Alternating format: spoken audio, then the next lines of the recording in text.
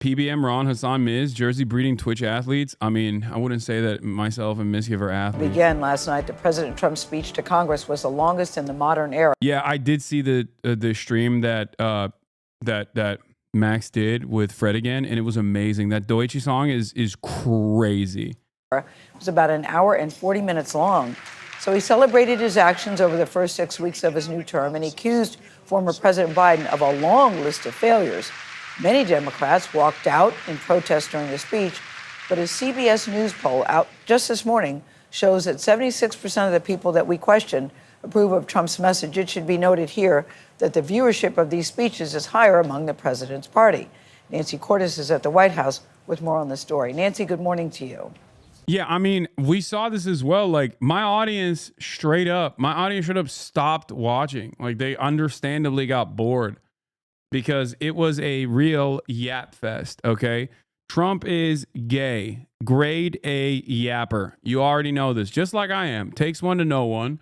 And oh my Lord, it was so freaking boring. No new stuff in it. Basically saying, we got BlackRock to purchase the Panama Canal. BlackRock, they're doing it.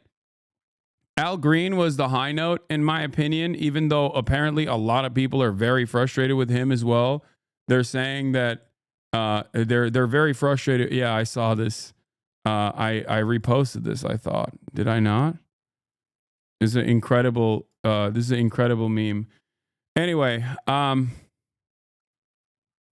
yeah, people were complaining about Al Green's response. We're going to be talking about that in a second, though.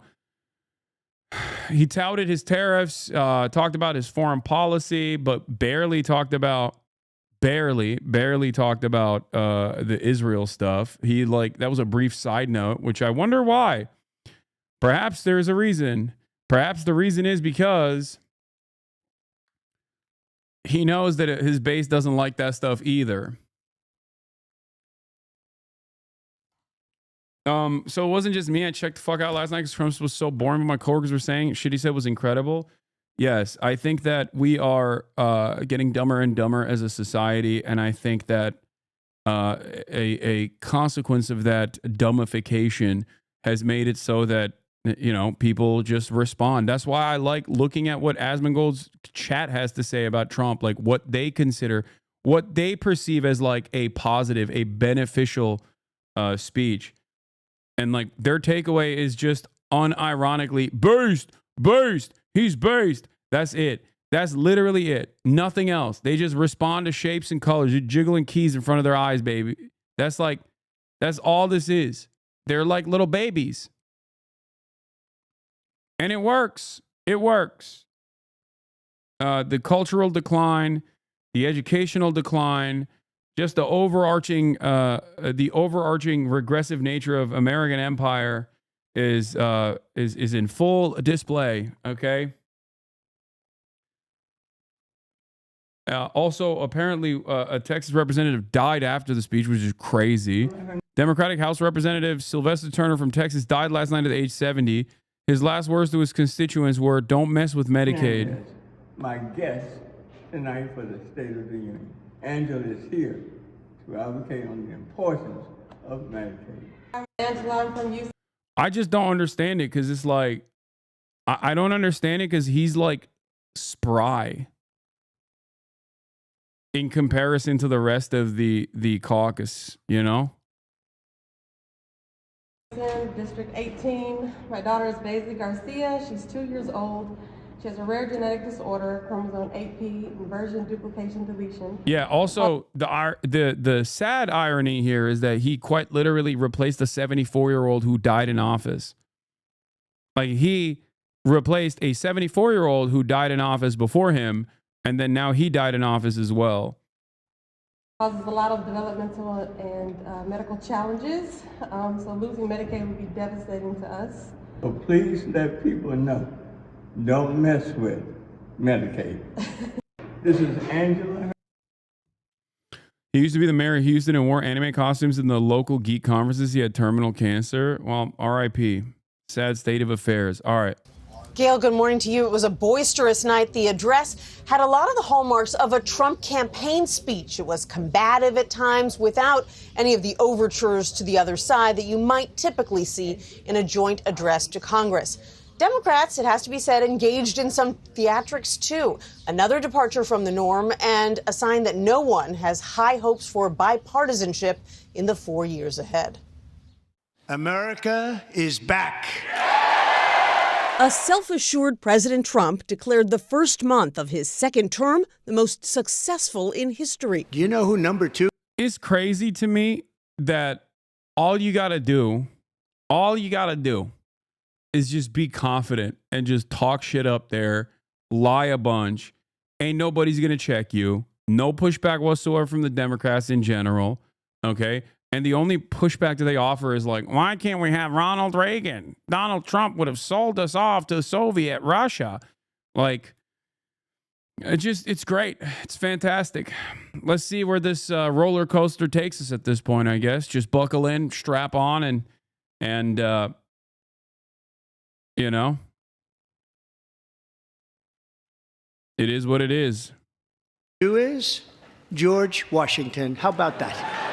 He walked the nation through some of his most aggressive moves. I withdrew from the unfair Paris Climate Accord. I imposed an immediate freeze on all federal hiring. I signed an order making English the official language of the United States of America.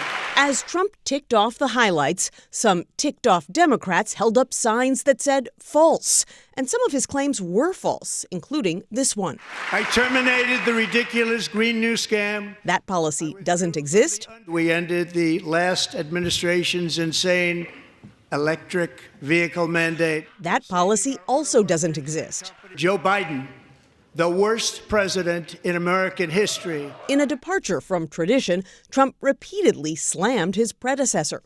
Joe Biden especially let the price of eggs get out of control. Yeah, it's Brandon. It's not the avian flu that your administration seemingly is perhaps the worst administration to deal with any sort of disease, but it's actually Brandon. He sabotaged the eggs, dude. Amazing. Fantastic. Wonderful state of affairs overall.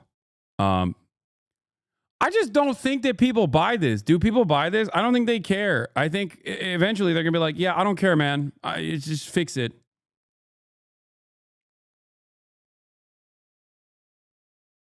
That's it.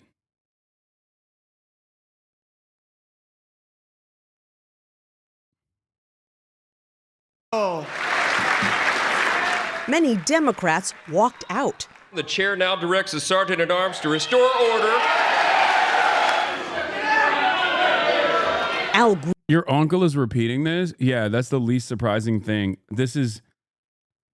There is something in the mind of uncles, okay? That's just uncle mindset. If we're being real, that is like, that your uncle has been struck by unk mindset, okay? Unk mindset dictates that you got to hand it to Trump at any given moment. If he says something, you have to agree with him, okay? Because why else would the president say something? That's just uncle mind virus, okay? Classic. Green of Texas had to be escorted out because he wouldn't stop shouting about possible cuts to Medicaid. Billionaire Elon Musk drew jeers and cheers when President Trump plugged the massive cuts Musk and the Department of Government Efficiency have been making to the federal workforce. The days of rule by unelected bureaucrats are over. The president also touted new tariffs on Canada, Mexico, and China, but admitted there may be some short-term pain. Tariffs are about making America rich again, and there'll be a little disturbance, but we're okay with that. And he vowed there are more tariffs to come. April 2nd, reciprocal tariffs kick in, and whatever they tariff us, other countries, we will tariff them. In a surprise announcement, Trump celebrated the arrest of Mohammed Sharifullah, one of the alleged masterminds behind the Abbey Gate bombing in Afghanistan that killed 13 U.S. service members. And he is right now on his way here to face the swift sword of America. One of the easiest ways that people could have actively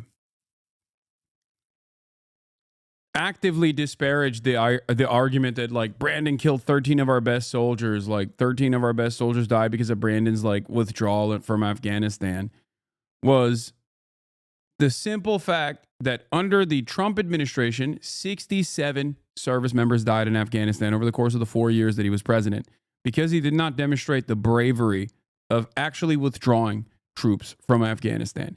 67. Okay? In comparison to 13, not a single troop should die, but obviously, numbers on the board, one is worse than the other. So how is Mr. I'm ending all wars constantly harping on this, constantly talking about this over and over and over again, being like, oh, Brandon killed our best soldiers. Brandon killed our best soldiers. Brandon killed our best soldiers. Like,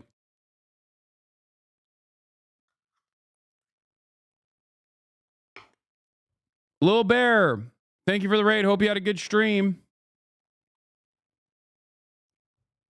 But I still fault the Democrats for this, by the way. Yes, I fault the Democrats for being pushovers and not even being able to actively communicate a vision for why they're doing, actively communicate counter examples against the endless faucet of misinformation and a barrage of hatred coming from the Republican Party. So yes, I truly, truly believe that this is another part of the problem, is Democratic Party incompetence that has gotten us here.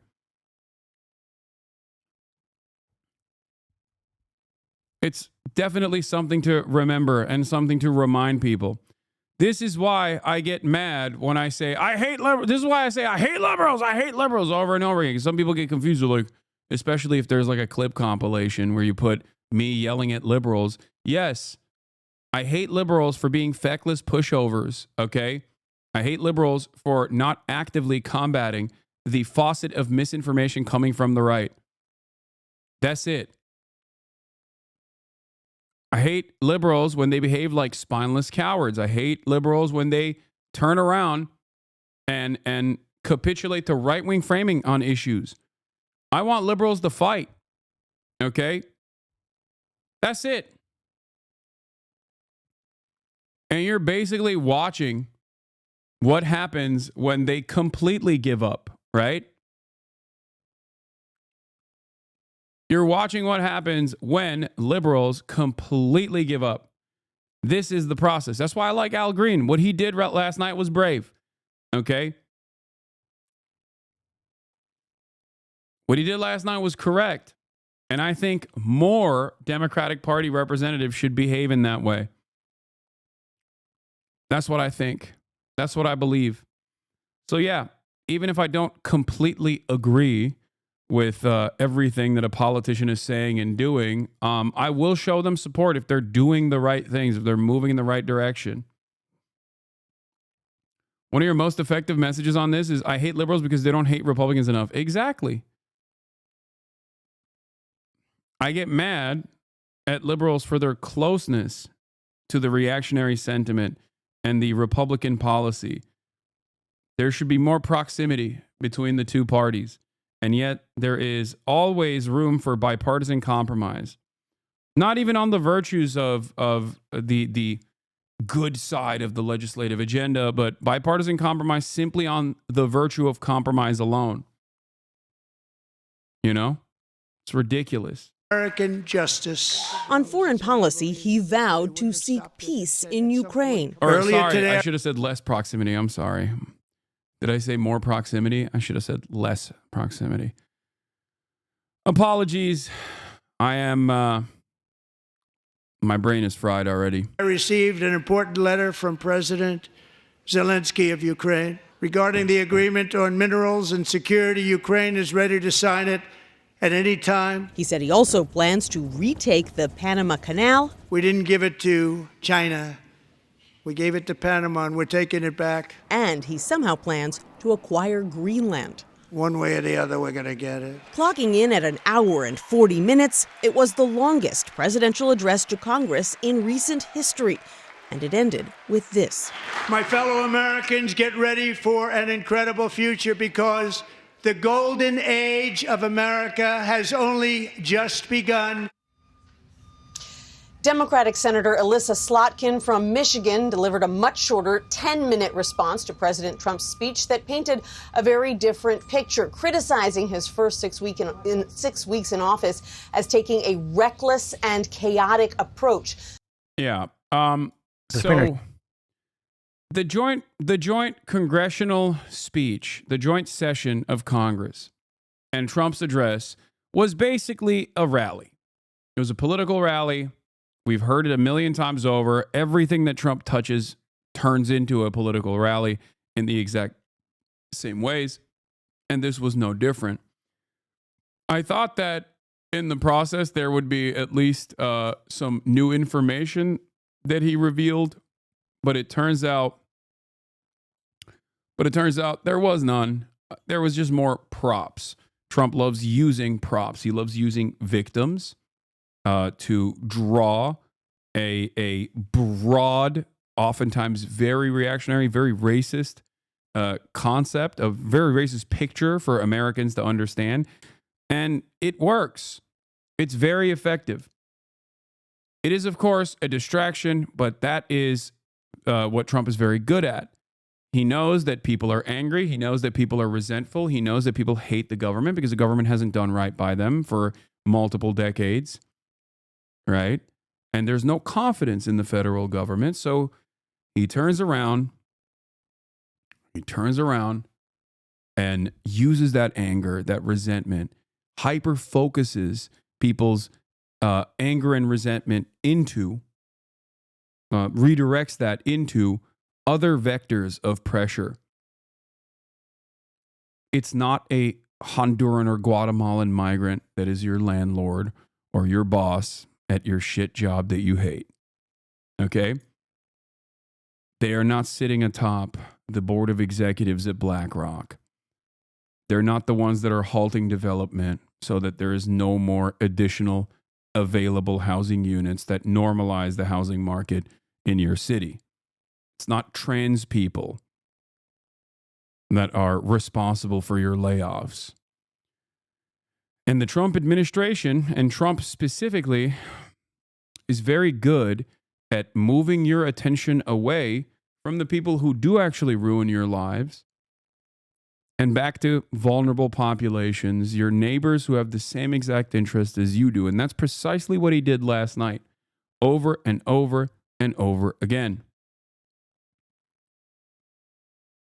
And I think if the Democrats don't figure this out and actively communicate in the exact same way that I'm talking about these issues, I don't think Americans are going to recognize in their sea of resentment as conditions worsen instead of getting better under the Trump administration.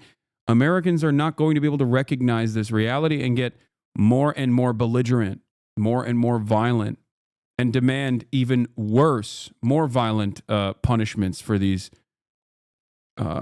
populations. It's that simple. I think exposing this underlying hypocrisy and exposing the true nature of the Republican Party, and specifically Donald Trump, is very important. And I wish that Democrats would do something, anything really. Except Democrats chose CIA agent, former Republican, Alyssa Slotkin from Michigan, who is a Zionist herself, to speak as the official response to the Trump address. And I watched it live last night, and I was very frustrated by the way that she communicated last night. There's also Jasmine Crockett, who I'm getting increasingly more annoyed with, but I don't want to say